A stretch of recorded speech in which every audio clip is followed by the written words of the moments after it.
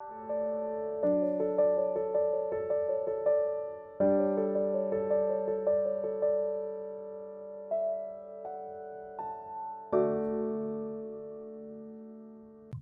You sir. नमस्कार sir, सभी को नमस्कार हो मेरा।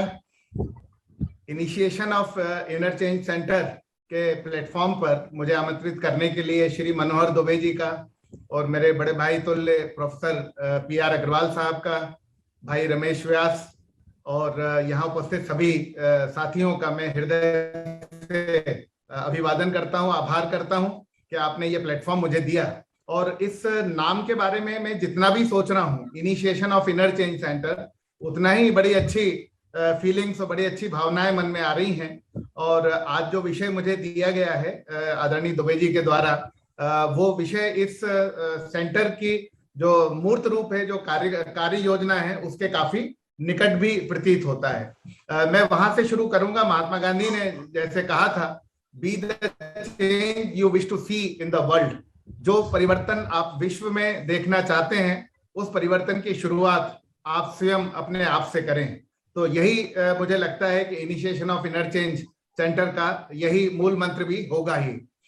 मित्रों, आज जो मेरा विषय है उस पर मैं बातचीत करूंगा और जैसा आदेश हुआ है करीब 45 मिनट्स का मेरा टॉक रहेगा। उसके बाद में हम क्वेश्चन आंसर सेशन लेंगे। मैं चाहूंगा कि क्वेश्चन आंसर जरूर हो, क्योंकि अक्सर मैं इस सेशन को कहा करता हूं कि ये एक लाइफ चेंजिंग सेशन है। और लाइफ चेंजिंग सेशन थोड़ी देर में ही आपको पता चल जाएगा कि क्यों ये एक लाइफ चेंजिंग सेशन है। मैं चाहूंगा भी कि आप एक एक्टिव लर्नर की तरह कुछ थोड़े से मेरे लेक्चर के कुछ सेलिएंट पॉइंट्स अगर आप नोट कर पाए तो भी मुझे बड़ी खुशी होगी। और मैं शुरू करना चाहूंगा, यदि आप लिखें अपनी नोटबुक में, लर्न, LEARN, लर्न। बात बड़ी छोटी सी है लेकिन सीखना जरूरी है।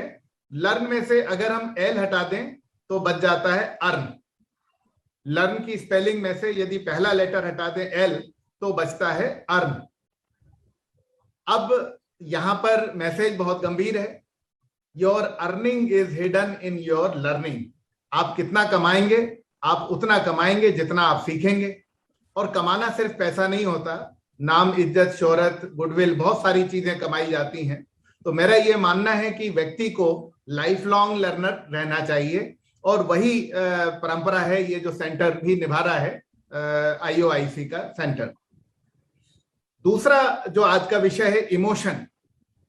और जैसे कि लाइन मैंने दुबे जी को दी थी आज के लेक्चर की, तो इमोशन भी वर्ड अगर आप लिखेंगे और उसका भी पहला लेटर हटा देंगे, E हटा देंगे, तो क्या बचेगा? मोशन।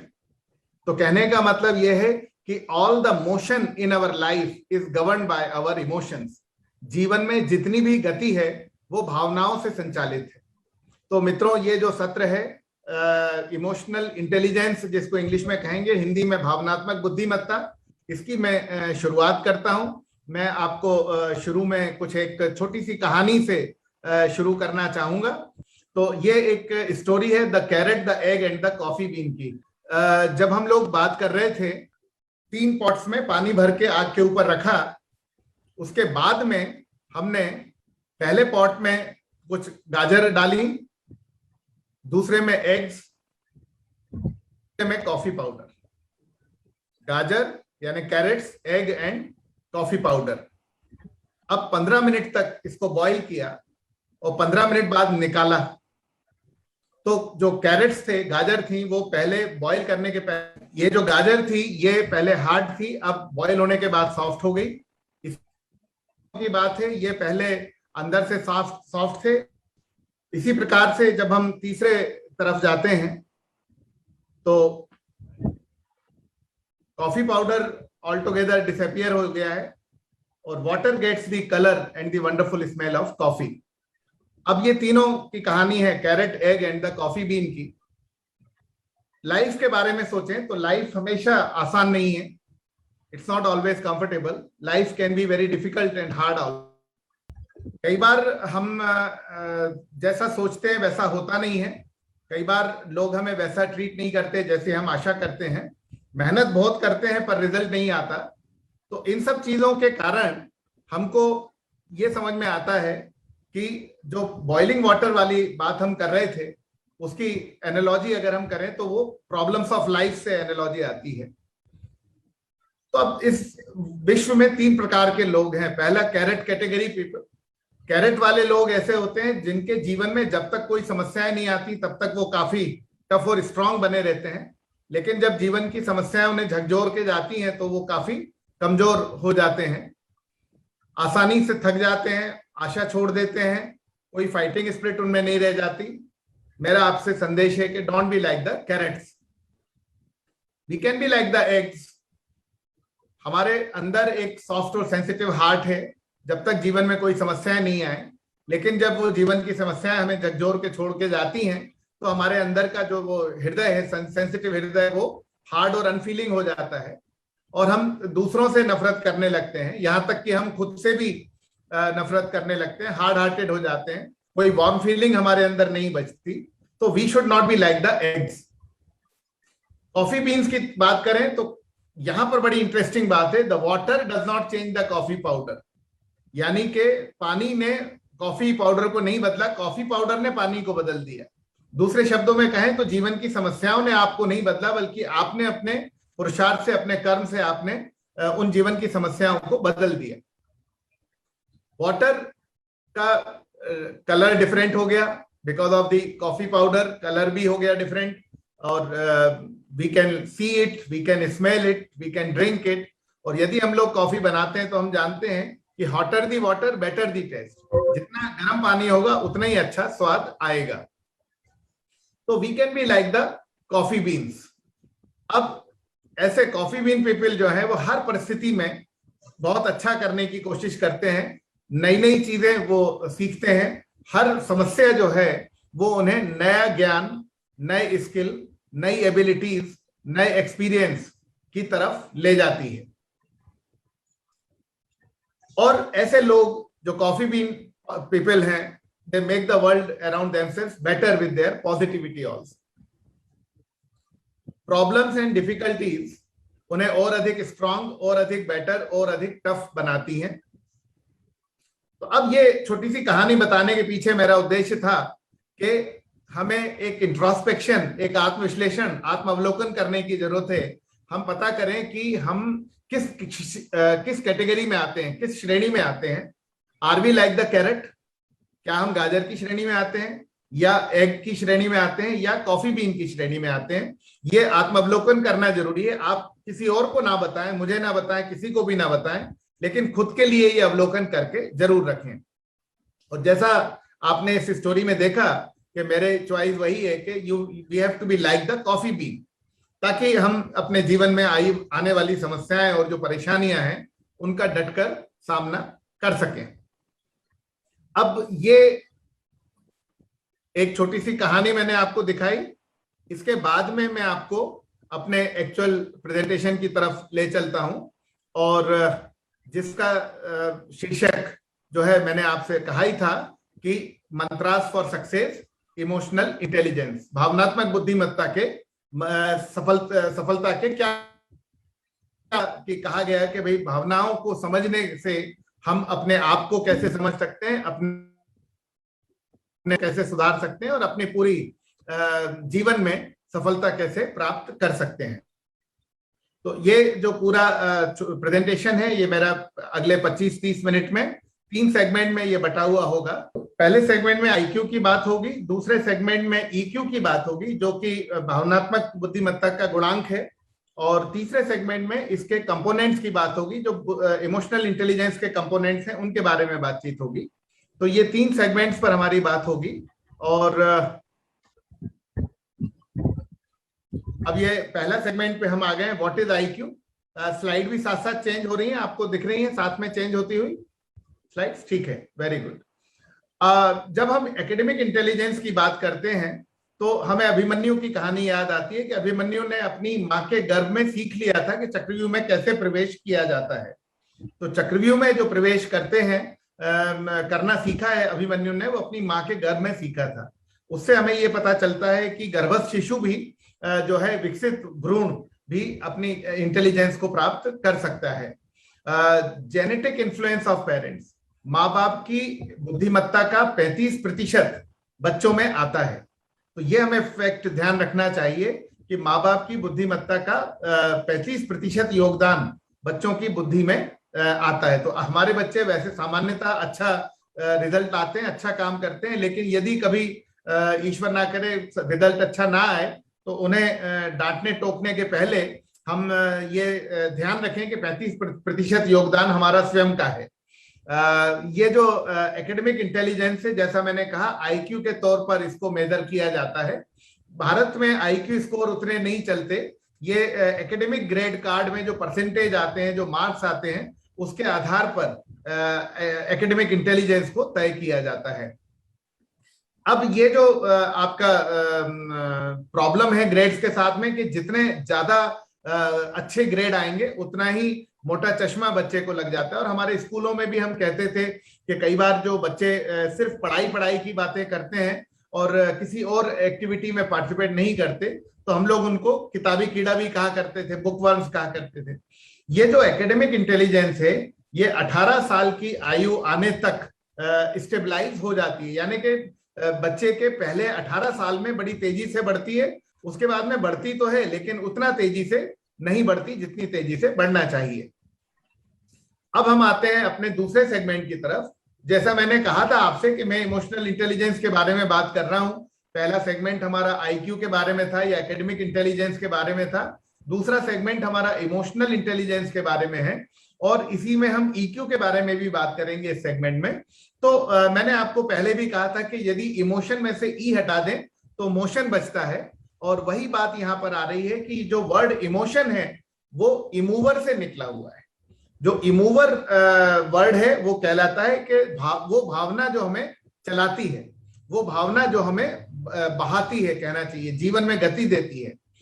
ये जो टर्म है, ये इमोशनल इंटेलिजेंस, ये ज्यादा पुरानी नहीं है। 1989 में डेनियल गोलमैन ने इसको प्रसिद्धि प्रदान की थी और उनकी लिखी हुई एक किताब आई थी, उसका टाइटल था EQ, why it can matter more than IQ। यानी कि EQ IQ से ज्यादा महत्वपूर्ण क्यों है। और उन्होंने, डेनियल गोलमैन ने 500 मैनेजर्स का, 500 वर्ल्ड की टॉप 500 कंपनीज के 500 मैनेजर्स का सर्वे किया और उन मैनेजर्स का IQ स्कोर उन्होंने लिया। कंपनी में अवेलेबल था रिकॉर्ड। डेनियल गोलमैन ने अपना खुद का टेस्ट बनाया था, तो उन्होंने EQ भी निकाला उन 500 मैनेजर्स का और उनका लीडरशिप परफॉर्मेंस स्कोर भी निकाला। अब इन तीनों डाटा को सामने रख के जब डेनियल गोलमैन ने उसको एनालाइज करना शुरू किया तो बहुत इंटरेस्टिंग रिजल्ट आए। रिजल्ट ऐसे आए कि IQ जिन मैनेजर्स का हाई था और EQ लो था वो पुअर लीडर साबित हुए, और ऐसे मैनेजर जिनका EQ हाई था, IQ लो था, वो बहुत सक्सेसफुल मैनेजर साबित हुए। और ऐसे मैनेजर जिनका IQ EQ दोनों मॉडरेट था, वो मॉडरेटली सक्सेसफुल मैनेजर साबित हुए। तो इसके आधार पर डेनियल गोलमैन ने एक बहुत इंपॉर्टेंट फाइंडिंग दी। उन्होंने कहा कि आपके जीवन में आपकी सफलता में 80% योगदान भावनात्मक बुद्धिमत्ता का होता है। यानी कि यदि कोई व्यक्ति अपने जीवन में सफल है तो 80% योगदान भावनात्मक बुद्धिमत्ता की तरफ से आ रहा है। इसलिए मैंने शुरू में कहा था कि ये एक लाइफ चेंजिंग सेशन साबित होगा। जो आप लोग ध्यान से सुन रहे हैं उसके लिए आपका धन्यवाद भी।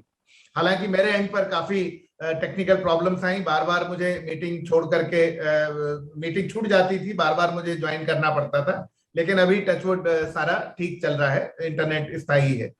तो अब मैं आपसे बात करता हूं आगे कि एकेडमिक इंटेलिजेंस भी जरूरी है, क्योंकि बकाया 20% योगदान तो वही एकेडमिक इंटेलिजेंस का आ रहा है, 80% इमोशनल इंटेलिजेंस का आ रहा है, 20% एकेडमिक इंटेलिजेंस का आ रहा है। क्योंकि एकेडमिक इंटेलिजेंस नहीं होगी तो बच्चे को डिग्री नहीं मिलेगी, डिग्री नहीं मिलेगी तो जॉब नहीं मिलेगा।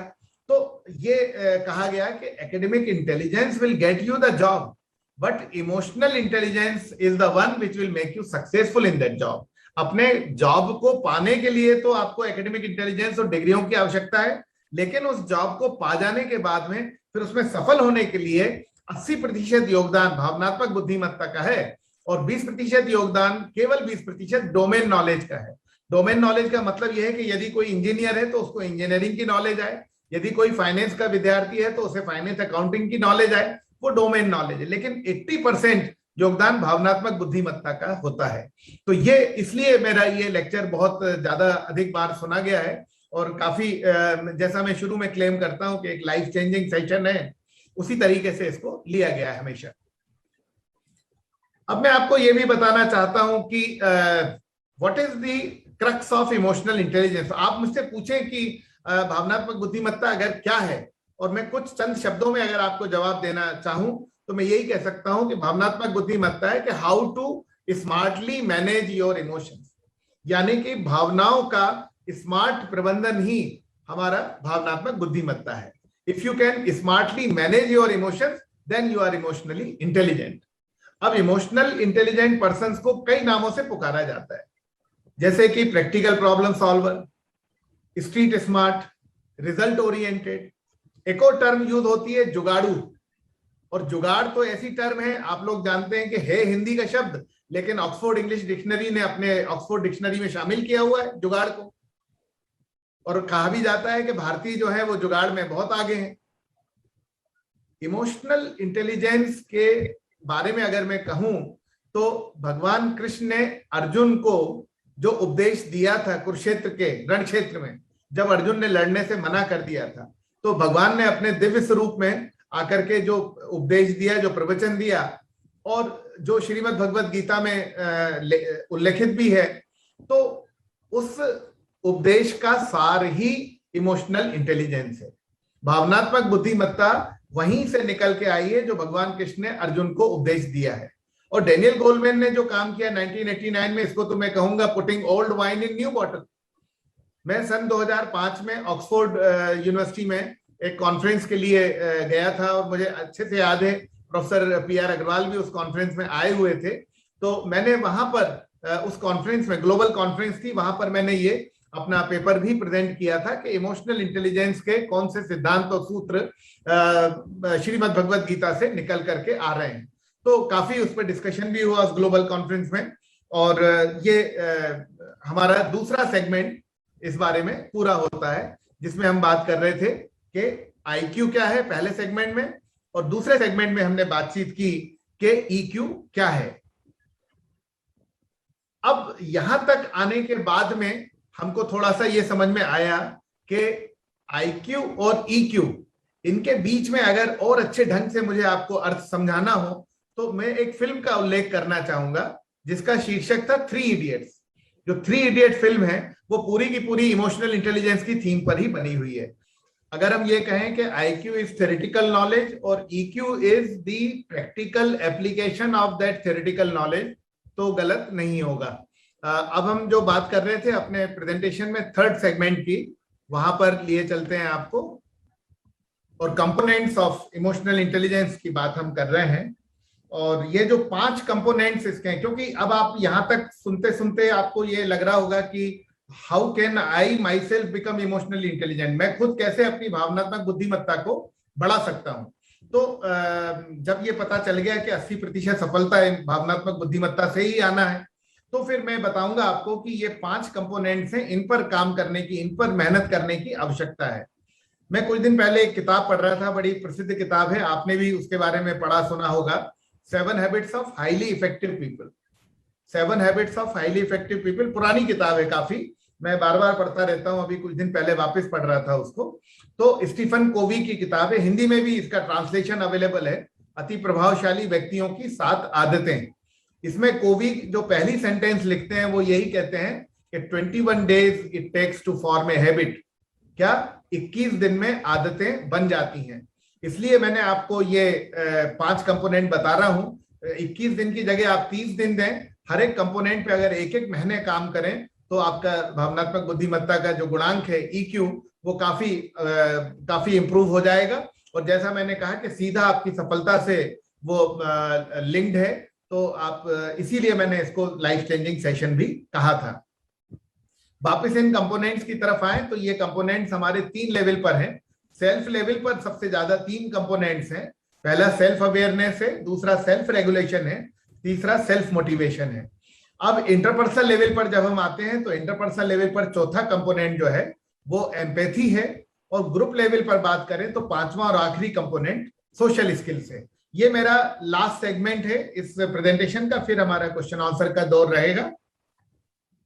और जैसा मैंने आपसे कहा कि एक एक कंपोनेंट पर हमें एक एक महीने अगर मेहनत करनी है तब काम बन पाएगा। सेल्फ अवेयरनेस का मतलब है कि आप अपने बारे में कितना जानते हैं। क्या आपने कभी अपने आप से यह सवाल किया कि हु एम आई, मैं कौन हूं? और जवाब में आप please don't describe yourself only but you try to define yourself. आप सिर्फ अपना डिस्क्रिप्शन मत दीजिए बल्कि आप अपने आप को परिभाषित कर सकते हैं क्या। और जैसा हम लोग मैनेजमेंट में पढ़ाते हैं स्वॉट analysis, strength, weaknesses, opportunities and threats, हम कई बार दूसरों पे लगाते हैं, संगठनों पे लगाते हैं, लेकिन क्या हम खुद पर लगा के देखें ये स्वॉट एनालिसिस? हम अपने इमोशनल फ्रेमवर्क को पहचाने, हमारे अंदर किस प्रकार के मूड्स हैं, किस प्रकार के इंपल्सेस हैं, किस प्रकार की भावनाएं हैं। क्या हमारे अंदर जो है कई बार मूड स्विंग, एक वर्ड आता है, मूड स्विंग का मतलब है कि कभी बहुत अच्छा मूड है, कभी बहुत खराब मूड हो गया। तो इस मूड स्विंग का दूसरों पे क्या असर पड़ता है ये भी हमें जानना चाहिए। दो दोस्त थे, रमेश और सुरेश। रमेश ने एक दिन अपने दोस्त सुरेश को गुड मॉर्निंग कहा तो सुरेश आकर के उसके गले लग गए और तुम मेरे बहुत अच्छे दोस्त हो करके।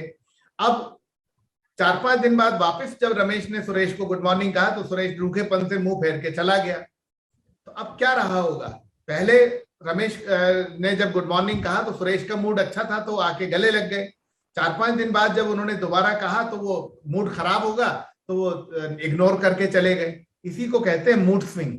और इस मूड स्विंग का दूसरों पर असर पड़ता ही है, डेफिनेटली जिनके आप संपर्क में हैं उन पर असर पड़ता है। इसी प्रकार से सेल्फ अवेयरनेस में एक और बड़ी इंपॉर्टेंट चीज है, वो है सेल्फ कॉन्फिडेंस। सेल्फ कॉन्फिडेंस का मतलब आत्मविश्वास। अब आत्मविश्वास का हर व्यक्ति का अपना एक ऑप्टिमम लेवल होता है, यानी कि एक बिल्कुल कहना चाहिए कि उत्तम या सर्वश्रेष्ठ जो लेवल है वो होता है हर व्यक्ति के सेल्फ कॉन्फिडेंस का। हम लोग मेले वगैरह में जाते हैं जहां मदारी नगाड़ा बजाता रहता है और एक रस्सी पर वो छोटी सी 8-9-10 साल की छोटी सी बच्ची वो चलती है और जरा बैलेंस उधर बिगड़े तो उधर गिर जाए, इधर बिगड़े तो इधर गिर जाए, पर उसका बैलेंस नहीं बिगड़ता, वो रस्सी पर पूरी सफर पार कर लेती है। उसको कहते हैं टाइट रोप वॉकिंग। हमें जब हमारा आत्म विश्वास का ऑप्टिमम लेवल पता चल जाए तो हमें उस बच्ची की तरह लगातार उस ऑप्टिमम लेवल पर बने रहना है। उसका कारण यह है कि ऑप्टिमम लेवल पर बने रहने के लिए हमें ना तो हमारे कॉन्फिडेंस, एक्चुअल कॉन्फिडेंस लेवल को ना तो उस ऑप्टिमम लेवल से ऊपर ले जाना है, क्योंकि अगर हम ऊपर ले जाएंगे तो क्या होगा, लोग कहेंगे बड़ा एरोगेंट है, बड़ा ओवर कॉन्फिडेंट है, पता नहीं अपने आप को क्या समझता है। और साथ ही उस ऑप्टिमम लेवल से नीचे भी नहीं ले जाना है, नहीं तो लोग कहेंगे कि बड़ी जल्दी नर्वस हो जाता है, पसीने पसीने हो जाता है। तो दोनों स्थितियों का हमको ध्यान रखना होता है। इसी प्रकार से एक और भी बात सेल्फ अवेयरनेस में आती है जिसको कहते हैं sense of humour. Sense of humour मतलब हंसने की कला। अब मेरे एक मित्र हैं, उन्होंने कहा भाई इसमें कौन सी मुश्किल बात है। उन्होंने मुझसे कहा करुणेश, अभी 4-5 दिन पहले की बात है, मैं बाजार गया था, एक आदमी का पैर केले के छिलके पर पड़ा और वो गिर गया तो मैं वहां रुक गया, रुक के हंसने लगा, बहुत देर तक हंसता रहा।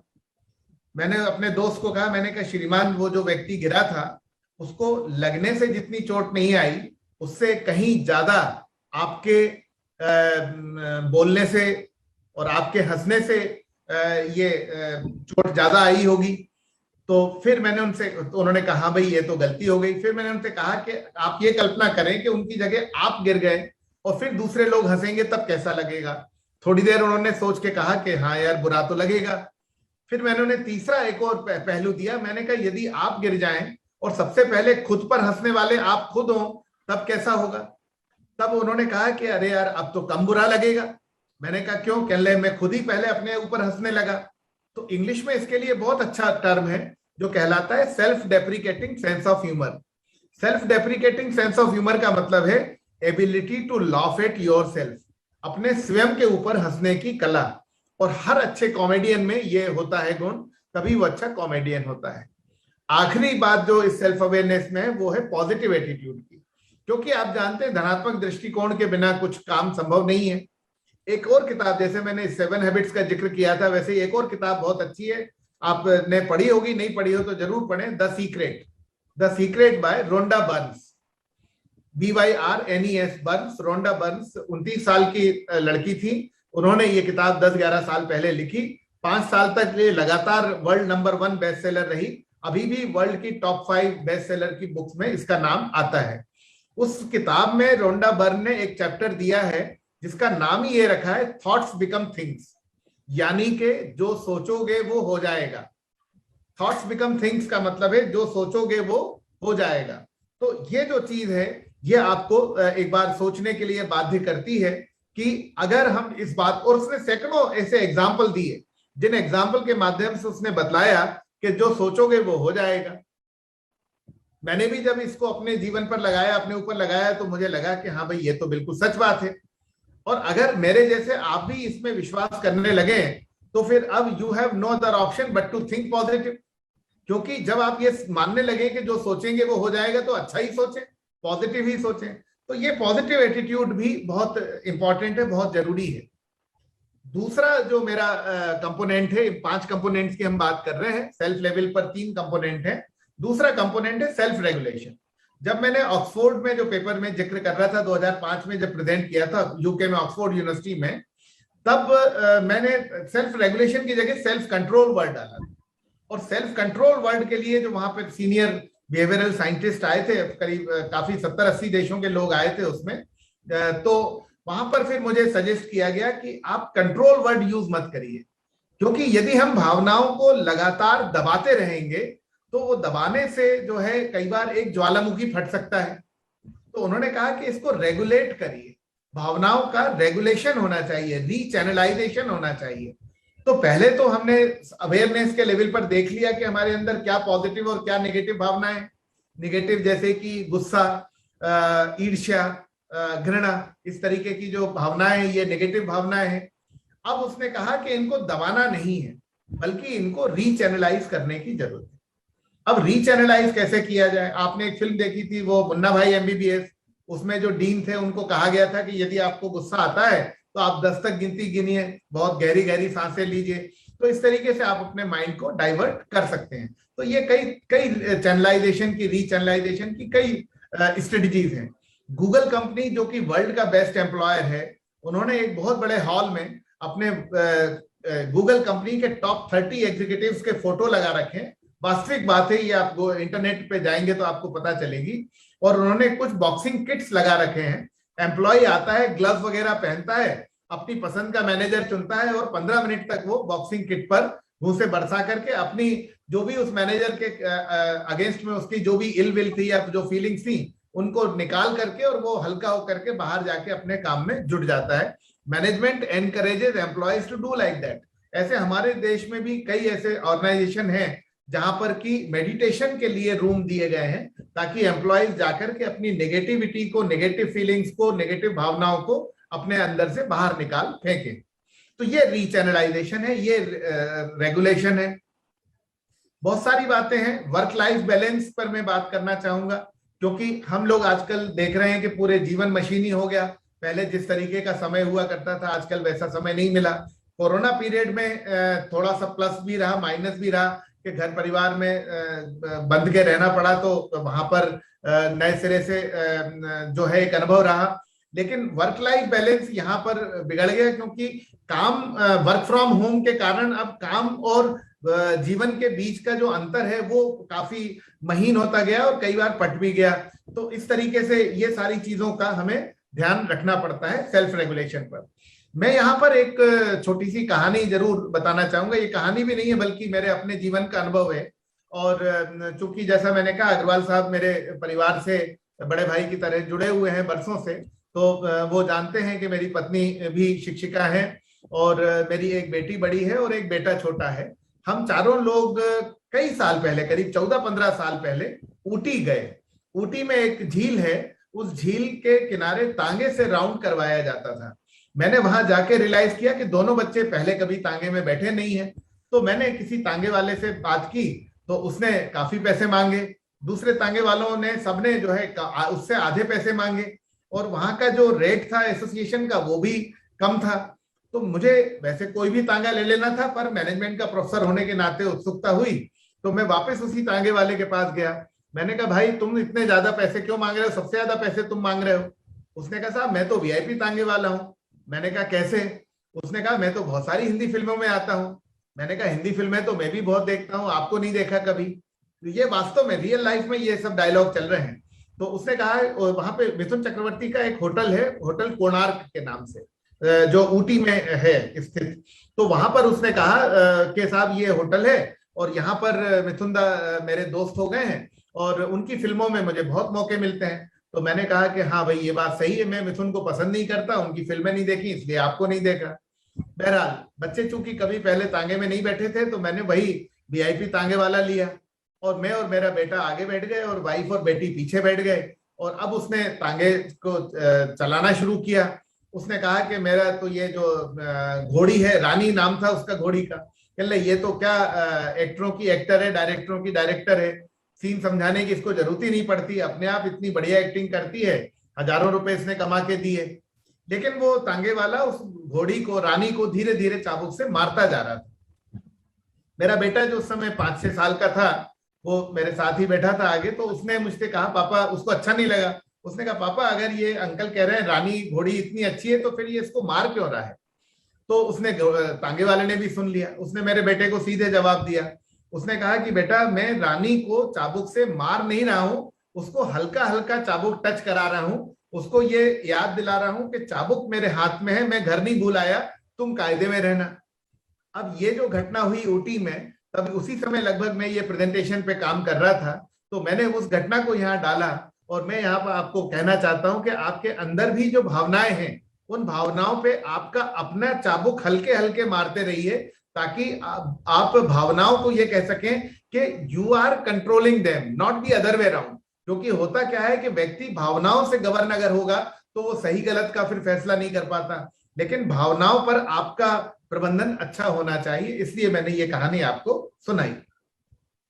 सेल्फ मोटिवेशन तो वही बात है कि दैट आप जो है वो अंदर से मोटिवेटेड है, किसी के कहने से आप कोई काम नहीं कर रहे हैं, बल्कि आप अंदर से अपने आप स्वयं संचालित हैं, स्वयं प्रेरित हैं, अभिप्रेरित हैं। तो इस तरीके के बहुत से एग्जाम्पल्स हैं। सचिन तेंदुलकर कई वर्षों तक क्रिकेट खेले, 23 साल तक इंटरनेशनल क्रिकेट खेले। लेंडर पेस 45 की एज तक भी विंबलडन के और काफी सारे लॉन टेनिस के, लॉन टेनिस बहुत ही फिजिकली डिमांडिंग खेल है, लेकिन मिक्स डबल्स के काफी टूर्नामेंट उन्होंने जीते। ऐसे बहुत सारे एग्जाम्पल हमारे सामने हैं।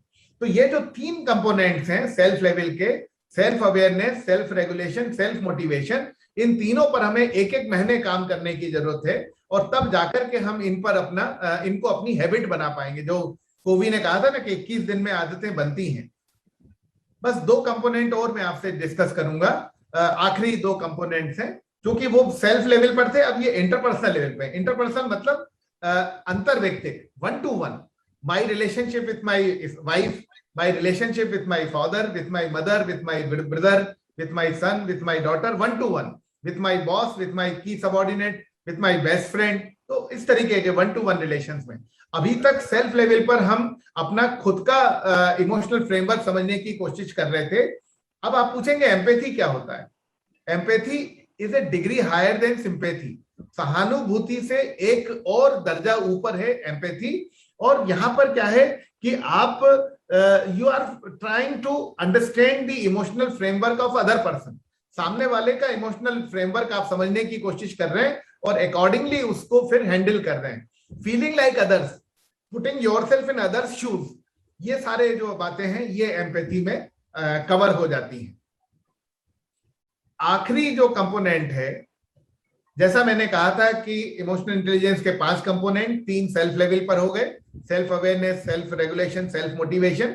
इंटरपर्सनल लेवल पर एम्पैथी हो गया। अब 5वां और आखिरी कंपोनेंट ये सोशल लेवल पर है। तो सेल्फ, फिर इंटरपर्सनल, फिर सोशल लेवल। सोशल लेवल यानी ग्रुप लेवल, ग्रुप लेवल यानी 1-to-many, यानी मैं अगर लीडरशिप रोल में हूं तो मेरे साथ में जो मेरी टीम मेंबर्स हैं उनके लिए मैं बात कर रहा हूं। तो जब तक आप सेल्फ मोटिवेटेड नहीं होंगे तब तक आप अपनी टीम को कैसे मोटिवेट करोगे। तो यहाँ पर ये इतना इंपॉर्टेंट कंपोनेंट है कि डेनियल गोलमैन ने एक और किताब लिखी जो 4-5 साल पहले आई, सोशल इंटेलिजेंस के नाम से। तो सोशल इंटेलिजेंस पर पूरी एक किताब उन्होंने लिखी हुई है और यहाँ पर उन्होंने कहा कि भाई आपको ना केवल खुद को प्रेरित करना है बल्कि पूरी टीम को प्रेरित करना है, और आपको रिलेशनशिप्स को मैनेज करना है। आप अपने टीम के मेंबर्स को किस तरह से मोटिवेट करते हैं, आपको नेटवर्क बनाने हैं, आपको रैपिड बिल्डिंग करनी है, आपको लोगों को परसुएड करना है ताकि वो आपके तरह से सोच करके काम कर सके, आपको टीम बिल्डिंग में काफी एक्सपर्टीज होना चाहिए। तो ये सारी बातें जो हैं ये सोशल स्किल्स में आ जाती हैं। तो बहुत बहुत धन्यवाद आप सभी का। अब रमेश भाई आप संभालें, आगे क्वेश्चन आंसर डिस्कशन हम करना चाहेंगे 5-10 मिनट का कम से कम, यदि संभव हो। जी जी, थैंक यू सक्सेना सर। सभी का पुनः एक बार स्वागत है। मैं आपसे सीधे तौर पर स्वयं जानना चाहूंगा कि स्वॉट एनालिसिस की आपने चर्चा की है उसको एक बार जरूर बताइएगा। जी हाँ, जी हाँ। SWOT। जी जी जी। रमेश जी, इसमें क्या होता है कि हम लोग मैनेजमेंट के विषय में अपने विद्यार्थियों को सिखाते हैं कि संगठनों का, ऑर्गेनाइजेशन का स्वॉट एनालिसिस करें कि उसके अंदर क्या स्ट्रेंथ है, क्या वीकनेसेस हैं, तो शक्तियां कमजोरियां पता चल जाएंगी। इसी प्रकार से एक्सटर्नल एनवायरनमेंट से, बाहरी वातावरण से किस प्रकार के अपॉर्चुनिटीज, अवसर आ रहे हैं, किस प्रकार की चुनौतियां या किस प्रकार के खतरे हैं। तो ये हम संगठनों के लिए तो करते हैं, ये हम खुद के लिए करें तो वो जब हम खुद के लिए करेंगे तो फिर वो सेल्फ एनालिसिस हो जाएगा, सेल्फ अवेयरनेस हो जाएगा। जो मैंने कहा था, आत्म अवलोकन हम करें। आपने कहा है कि यूक्यू जो है वो आईक्यू से ज्यादा इंपॉर्टेंट है। जी हाँ, जी। लेकिन हमारे हिंदुस्तान में जो भी मैनेजरियल पोस्ट हैं सभी जगह इंटरव्यू वगैरह में आईक्यू के ऊपर ज्यादा जोर दिया जाता है। जी हाँ। ऐसा क्यों है? बिल्कुल, ये आपने बहुत अच्छा प्रश्न किया पांडे साहब। कहाँ पर हैं आप, कहीं कहाँ रहते हैं? मैं सागर में हूँ सर। अच्छा, आप सागर में रहते हैं, ठीक है। तो इसमें यह रहता है कि जब भी हम बात करते हैं भारतवर्ष की, तो यहाँ पर शुरू से ही जो किताबी ज्ञान को ज्यादा महत्व दिया गया और अनेक शिक्षा नीतियां बनी, और अभी जो वर्तमान शिक्षा नीति बनी है 2020 की, जो NEP 2020, अब इसमें आकर के थोड़ा सा ये कहा गया कि भाई 30% स्किल बच्चे में डालना है, और स्कूल लेवल पर भी स्किल की एजुकेशन देने की बात की जा रही है। तो धीरे धीरे ये बदलाव आएगा, और ये तो निश्चित है कि नौकरी तो बिना डिग्री वाले को नहीं दी जाती। तो इसलिए मैंने कहा कि आपको, आपने बिल्कुल सही कहा कि बिना डिग्री के, बिना क्वालिफिकेशन के जॉब तो मिलेगा ही नहीं। जॉब तभी मिलेगा जब वो क्वालिफिकेशन लेकर के आएगा। लेकिन ये देखा गया है कि यदि उसके बाद में, जॉब मिलने के बाद में, अगर भावनात्मक रूप से बुद्धिमान नहीं है तो वो औसत दर्जे का ही लीडर या मैनेजर बन के रह जाता है। और इसीलिए हम देखते हैं कि बहुत सारे ऐसे जो संगठन हैं, पब्लिक सेक्टर अंडरटेकिंग्स भी हैं, और जहां पर कि ठीक प्रबंधन नहीं हो पाता। अभी बिल्कुल सटीक एग्जाम्पल है एयर इंडिया। इतना बड़ा जो हमारा विमान सेवा थी उसको वापस से प्राइवेटाइज करना पड़ रहा है। तो ये आपने जो कहा, मैं उससे सहमत हूं कि किताबी ज्ञान पे ज्यादा बल दिया जाता है हर जगह। हालांकि मैं कई पब्लिक सर्विस कमीशंस में एक्सपर्ट के तौर पर जाता हूं, तो मेरा व्यक्तिगत जो प्रयास रहता है कि जो हम जिन प्रत्याशियों का, जिन कैंडिडेट्स का हम इंटरव्यू ले रहे हैं, उनके इमोशनल इंटेलिजेंस को भी मैं टेस्ट कर सकूं। मेरे अंडर में 2-3 PhD भी हुई है। मैंने अपना खुद का भी EQ मापन करने के लिए एक इंस्ट्रूमेंट बनाया है मेरा खुद का, तो उसके माध्यम से मैं इतना काम करता रहता हूं। लेकिन सर्वव्यापी स्तर पर यह नहीं हो पा रहा है, मैं इससे सहमत हूं। मैंने देखा है सर कि नौकरी में आने के बाद, जी हाँ, जी, टॉपर्स जनरली उतना अच्छा परफॉर्म नहीं कर पाते हैं। वही बात आ गई। सामान्य कैंडिडेट करता है, ये कॉमन चीज है। बिल्कुल। अब इसी में मैं एक क्वेश्चन पूछना चाहूंगा सर आपसे, थोड़ा सा माफी के साथ। मैं जानता नहीं हूं कि बाकी लोग क्या हैं, लेकिन मैं माफी मांग रहा हूं सभी से। मैंने ये पाया है कि IAS जिस ऑर्गेनाइजेशन का हेड होता है, जहां पर कि बिजनेस हो, ऐसे किसी ऑर्गेनाइजेशन का अगर IAS हेड हो जाता है तो वो ऑर्गेनाइजेशन कुछ दिनों में बद से बदतर होती चली जाती। इसका क्या कारण? रिपीट करेंगे सर थोड़ा पांडे जी? देखिए, सबसे अच्छा IQ IAS का माना जाता है। अच्छा, हाँ, आप कहीं भी बात करेंगे तो कहेंगे अरे बड़ा कलेक्टर साहब बहुत बढ़िया उनका IQ है। किसी भी जगह आप, किसी भी फर्म में, किसी भी जगह बैठ। लेकिन जब ये लोग किसी बिजनेस ऑर्गेनाइजेशन के हेड हो जाते हैं तो वो ऑर्गेनाइजेशन ठप हो जाती है। जैसे मध्य प्रदेश का अगर ले तो MP SRTC है, बाय द वे अब एमपीएससीबी की भी वही हालत हो रही है, जो 7-8 में बैठ गई है और सबके पहले ऑप्टेल था जो मुझे एक भी ऐसा ऑर्गेनाइजेशन ज्ञात नहीं है मुझे जिसका हेड आईएएस हो और वो ऑर्गेनाइजेशन ठीक चल रही है। इसका क्या कहा? देखिए, जहां तक मेरा मानना है, आईएएस की जो परीक्षा है उसके लिए भी जो प्रिलिमिनरी और मेंस एग्जाम महत्वपूर्ण रोल अदा करते हैं सिलेक्शन प्रक्रिया में, वो भी सारे जो है वो डोमेन नॉलेज के, सब्जेक्ट नॉलेज पर ही आधारित हैं और केवल इंटरव्यू के स्तर पर जाकर के ही उस बच्चे की या उस विद्यार्थी की भावनात्मक बुद्धिमत्ता जांची जा सकती है, जो भी मैंने कहा कि कम जांची जा रही है। तो इसलिए मैं इस बात से सहमत हूं कि ना केवल आईएएस को सिंगल आउट करना ठीक नहीं है, बल्कि इस प्रकार की जो भी शासकीय सेवाएं जो यूपीएससी और पीएससी के माध्यम से जो भी हो रही हैं, तो वहां पर थोड़ा सा इसकी जांच नहीं हो रही है भावनात्मक बुद्धिमत्ता की। इस बात से मैं आपसे सहमत हूं। दूसरी बात यह है कि जब कोई भी बिजनेस ऑर्गेनाइजेशन है, तो बिजनेस ऑर्गेनाइजेशन में को चलाने के लिए मेरा ऐसा मानना है कि प्रबंध का ज्ञान होना आवश्यक है। यदि कोई आईएएस ऑफिसर ग्रेजुएट, क्योंकि आईएएस तो ग्रेजुएट होकर के सीधे ग्रेजुएट भी आईएएस बन सकता है और जीवन भर ग्रेजुएट भी रह सकता है, और वो चीफ सेक्रेटरी भी से भी रिटायर हो सकता है, क्योंकि अगर वो सीनियरिटी में आ गया तो उसने आगे अगर मान लीजिए प्रबंधन का कोई कोर्स अगर नहीं किया, या इन सर्विस इन कैरियर जो इनके कई प्रोग्राम्स होते हैं, मैनेजमेंट डेवलपमेंट इंस्टीट्यूट भी है एमडीआई गुड़गांव का, और आईआईएम्स में भी ये लोग जाते हैं, विदेश भी जाते हैं, तो अगर प्रबंधन की ठीक तरीके से इन्होंने शिक्षा दीक्षा ली हो और उन कंसेप्ट्स को अगर ये ठीक से लगा सकें, तो कहीं ना कहीं इनको सफलता मिल जाएगी। नमस्कार, बताइए, अनम्यूट कर लीजिएगा। हाँ, नमस्कार, आवाज आ रही? बहुत अच्छा कार्यक्रम चल रहा है, बात चल रही प्रबंधन की और शैक्षणिक उपलब्धि की। तो मेरा ये मानना है, या जो ये मानना ही है कि शैक्षणिक उपलब्धि, ज्ञान, आईक्यू के साथ साथ कुछ मानवीय मूल्य हैं। क्या इनको भी इंटरव्यू में देखा जाता है? नहीं देखा जाता है, और निरंतर देखा जाता है। जैसे 2 एग्जांपल देता हूँ, एक साहस और ऑनरशिप। ऑनरशिप आप समझ रहे हैं ना? आप जिस संस्था में काम करना है उसको ऑन करना बड़ी महत्वपूर्ण बात है। मैं 2 विषय बात करना चाहूँ, ये भी जरूरी है या नहीं, प्लीज?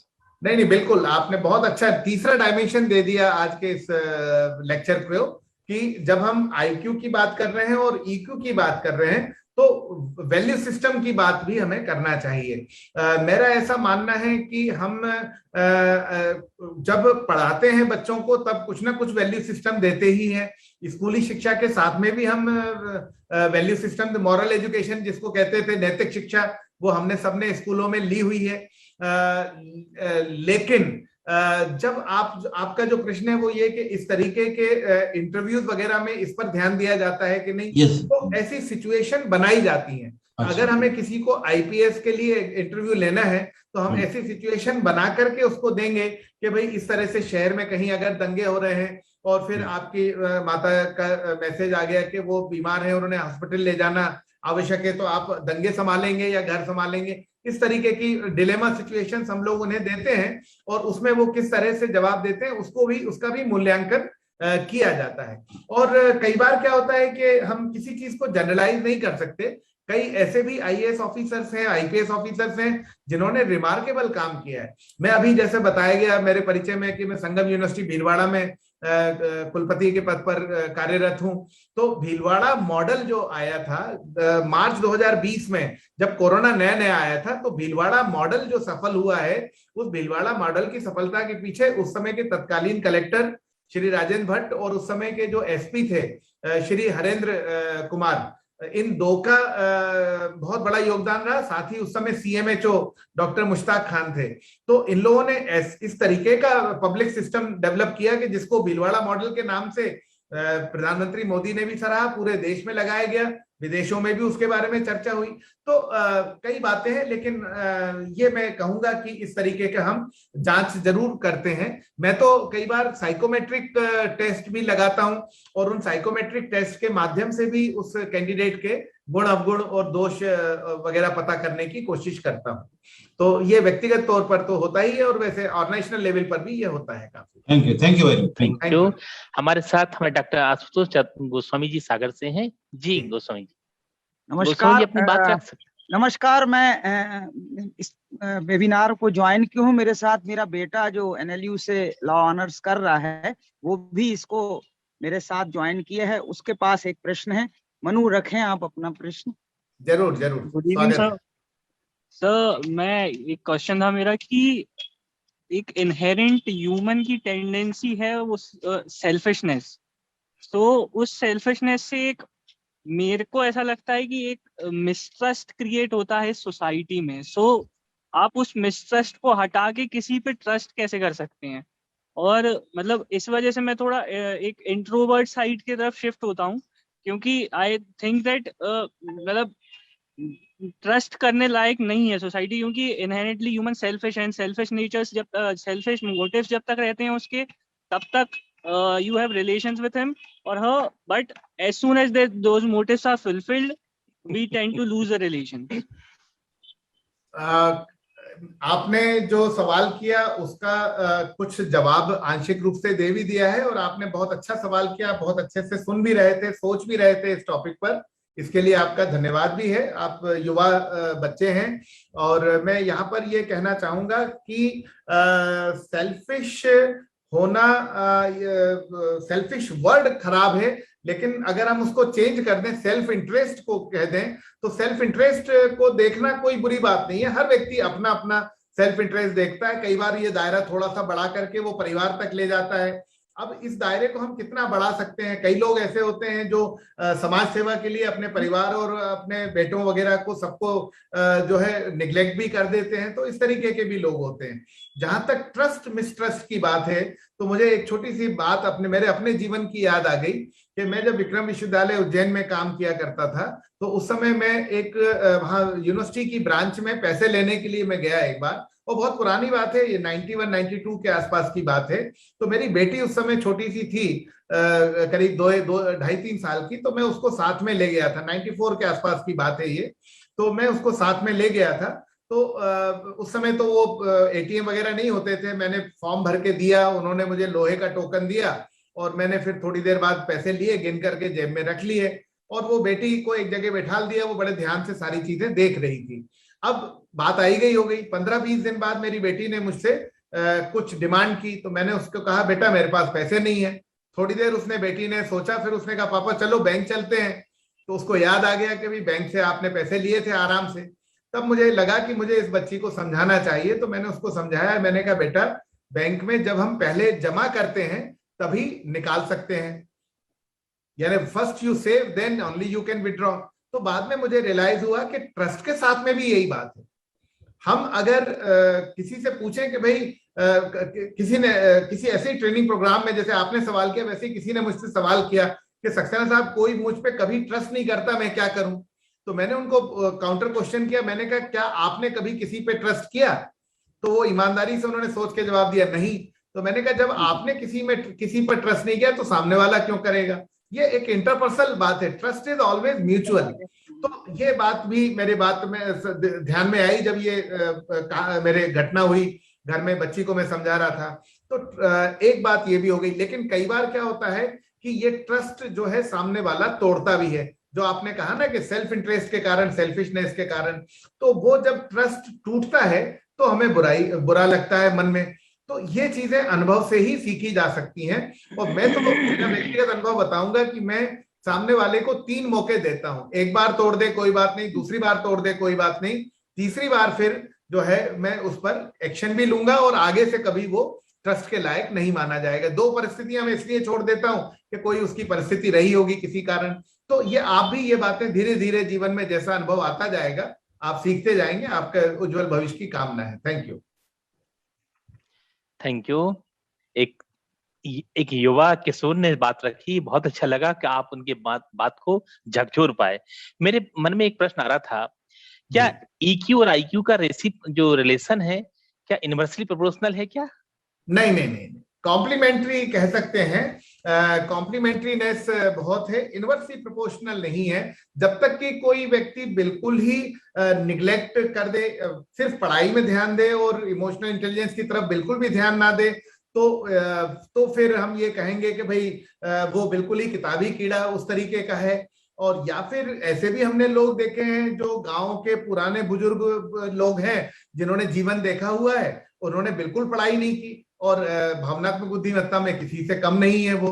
तो मेरा ये मानना है कि जो 80-20 का रेशियो बताया वो काफी नियर टू ऑप्टिमल है और एक कॉम्प्लीमेंट्री रोल दोनों प्ले करते हैं, तब आपका जीवन भी पूरा होता है, सफलता भी मिलती है। इसका मतलब ये है कि जो 80-20 का एक रिलेशन है वो वेरिएबल है। हाँ, वेरिएबल तो है, वेरिएबल लीनियर रिलेशन है, मतलब लीनियर रिलेशन है मतलब। जी हाँ, जी हाँ, जी जी जी, थैंक यू। एक बात तो मेरे मन में आ रही थी कि आपने बोला जो सोचोगे वो हो जाएगा, और आपने रोडो वर्न्स की किताब की बात करी। ये तो हमारे आध्यात्म का मूल, भारतीय संस्कृति का मूल सिद्धांत है। बिल्कुल है। तो हम किसी संस्कृति में ढूंढने के बजाय क्यों ना अपने आत्ममंथन में, स्वावलोकन में इसको देखें हम। बिल्कुल बिल्कुल सर, हमारे साथ डॉक्टर सुशीला श्रीवास्तव जी हैं, अपनी बात रखेंगी। डॉक्टर सुशीला जी। नमस्कार सर, बहुत अच्छा लेक्चर आपका रहा, बहुत ही इफेक्टिव। मेरा मन में जो एक पीड़ा है वो ये है कि आज जो जनरेशन जॉब में आ रही है वो बहस बहुत करती है, सुनती नहीं है, प्रेम से समझा लो, कैसे भी समझा लो, काम करने को तैयार नहीं है। तो बड़ा दुख होता है कि इस देश का होगा क्या, तो क्या करें इसके लिए। बड़ी और पुराने इतने अच्छे वर्कर्स हैं तो मन को बहुत ज्यादा बुरा लगता है कि भाई काम करो, उसके बजाय बहस करना, झगड़ना, कुछ भी करना, इस तरह का सब है। तो आप इसके बारे में थोड़ा सुझाव दीजिए कि किस तरह से इस ढांचे को एक अच्छे उसमें लाया जाए। बहुत आप कहीं लीडरशिप रोल में हैं मैडम, आप कहीं काम कर रही होंगी डेफिनेटली। हाँ, मैं प्रोफेसर हूँ HOD जूलॉजी। अच्छा अच्छा अच्छा, वहीं सागर में कॉलेज में? नहीं सर, मैं BLP government PG college Mhow में हूँ। अच्छा, महू में, ठीक है, ठीक जी। तो बिल्कुल आपने सही कहा। मैं इसको यहाँ पर इससे जोड़ना जनरेशन गैप से जोड़ना चाहूंगा। और ये हमारा मैं भी आपकी जनरेशन का ही मानता हूँ अपने आप को। तो हम लोगों का ये मानना है कि युवा पीढ़ी काम नहीं कर रही है। यदि हम कभी युवाओं से जाके पूछें तो वो कहेंगे कि ये लोग अपने ढर्रे पर, अपने जो प्री कंसीव नोशन से जो सोच रखा है उसी पर रहते हैं, ये हमारी बात नहीं सुनते ठीक से। तो ये तो हमेशा से चलती आ रही है ये बात। लेकिन मैं ये कहूंगा कि जो नई पीढ़ी है जो आ रही है, इसमें कई सारे गुण भी हैं। और सबसे बड़ा जो गुण है वो है कि ये लोग टेक सेवी हैं, टेक्नोलॉजी सेवी हैं। और आज की तारीख में अगर हम बात करें तो टेक्नोलॉजी ने हमारे पूरे जीवन को चारों तरफ से घेर रखा है और उस टेक्नोलॉजी का ये इस्तेमाल अच्छे से कर सकते हैं। हाँ, जो बात अभी थोड़ी देर पहले हो रही थी वैल्यू सिस्टम की, यदि इनका वैल्यू सिस्टम हम इंप्रूव कर पाए, यदि इनका ऑर्गेनाइजेशन के प्रति लगाव और एंगेजमेंट, जिसको हम लोग मैनेजमेंट की भाषा में कहते हैं एम्प्लॉय एंगेजमेंट, यदि हम वो डेवलप कर पाए, यदि हम उनको प्रेरित कर पाए, उनकी जो एनर्जी है, जो ऊर्जा है, उसको हम ढंग से चैनलाइज कर पाए, तो हमारा काम बहुत अच्छे से हो जाएगा। एज ए लीडर हमें ये काम करने की जरूरत है। और मैंने जो चौथा कंपोनेंट दिया था एम्पैथी, एम्पैथी का मतलब है फीलिंग लाइक अदर्स। कि क्या सुशीला जी आप अपने जो युवा साथी हैं, सहकर्मी हैं, उनकी तरह होकर के सोचने की कोशिश करें, उनके व्यू पॉइंट से चीजों को देखने की कोशिश करें, तो शायद कुछ बात बन जाए आगे। और थोड़ा सा एक लीडर में जो पेशेंस होना चाहिए और एक जो जिस तरह से कहना चाहिए कि सेल्फ मोटिवेट होकर टीम को मोटिवेट करना चाहिए, वो चीजें तो जरूरी है ही। यही मैं कहना चाहूंगा आपके सवाल पर। Thank you. टेक्निकली पर गवर्नमेंट सेक्टर में थोड़े ज्यादा ही परेशानी होती है ये। प्राइवेट में टेक्निकली नहीं मैडम, हम सब लोग अग्रवाल साहब में हम सब लोग सरकारी सिस्टम में ही रहे जीवन भर, और बीच में थोड़ा थोड़ा हम वॉक करने चले जाते थे प्राइवेट सिस्टम में। लेकिन अब मैं समझ पा रहा हूँ आपकी बात बहुत अच्छे से। अभी जो नए युवा आ रहे हैं, ये जो अभी उस बच्चे ने बात की NLU वाले ने, मनु ने शायद, तो उसने भी यही कहा कि सेल्फ सेंटर्डनेस बढ़ गई है, सेल्फिशनेस बढ़ गई है। तो इन चीजों का थोड़ा सा तो है जीवन में, समाज में मूल्यों का ह्रास तो हो रहा है। तो वो हमें अपने लेवल पर ही ठीक करना पड़ेगा मैडम। एज ए लीडर हमें प्रोएक्टिवली करना। सबको धन्यवाद देना चाहता हूँ कि बहुत ही अच्छी चर्चा हुई है और मैं उससे अपने आप को बहुत ही एनलाइटेड महसूस कर रहा हूँ।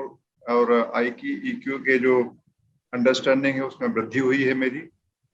और ये जरूर इंटरेस्टिंग है जो अभी मैडम सुशीला जी बात कर रही थी, संदर्भ में डॉक्टर साहब ने बहुत ही अच्छे तरीके से बात की है। मैं मानता हूँ कि हमारी आधुनिक पीढ़ी का पोटेंशियल बहुत ज्यादा है और नजरिए में जो फर्क है उस पर यदि हम लोग ध्यान दे लें तो बहुत अंतर पड़ेगा। Thank you very much doctor साहब, आपने हमारे साथ समय दिया उसके लिए बहुत बहुत धन्यवाद आपका। Thank you, sir. Thank you. Thank you. Thank you. Pleasure and honor is all mine. Thank you, sir. Thank you.